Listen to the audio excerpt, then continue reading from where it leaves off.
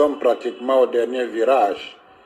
Je compare le stade actuel du processus à un avion qui s'apprête à atterrir.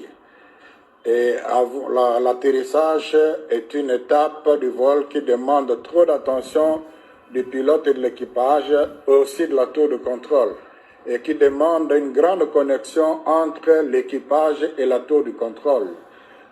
L'équipage, c'est le président Kadim et ses collaborateurs, et nous sommes quelque peu la tour de contrôle. Donc dans cette dynamique-là, pour accompagner la CENI pour un bon atterrissage, que nous sommes venus échanger avec lui. Vous savez, la dernière actualité, c'est que la CENI a mis sur le site la cartographie électorale. Ça, c'est déjà quelque chose qui traduit la volonté de la transparence. C'est une publication provisoire avec l'intention que les gens vérifient et s'il y a à corriger, qu'on corrige. C'est dans cette dynamique-là que notre mission d'observation est allée vérifier la cartographie et a relevé, ce qui est d'ailleurs dit clairement dans le communiqué, les erreurs.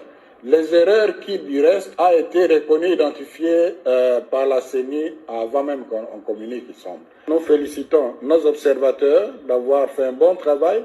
Nous félicitons la CENI d'avoir identifié à temps ces erreurs et surtout d'avoir corrigé. Je crois que le plus important, c'est cette dynamique. Parce que là, on tend vers la solution de la crise de l'audit du fichier électoral. Si la CENI, pour la publication définitive, place la cartographie dans le site de la CENI sous un format téléchargeable et que nous vérifions, nous voyons que tous ces correctifs ont été faits, nous serons les premiers à dire clos le dossier doute sur le fichier électoral. Et vous savez que le fichier est perfectible. Jusqu'à peut-être quelques jours, on aura vraiment un fichier définitif. Donc, comme observateur, nous le savons et quand nous nous prononçons, on en tient aussi compte. Évidemment, c'était l'occasion pour échanger sur certaines réalités. Vous savez, on est dans un environnement toxique.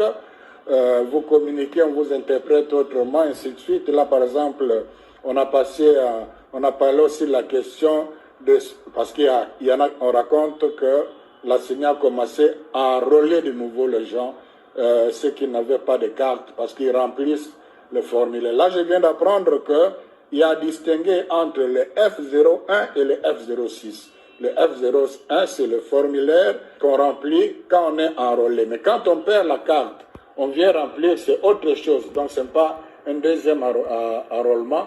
Et ça nous rassure.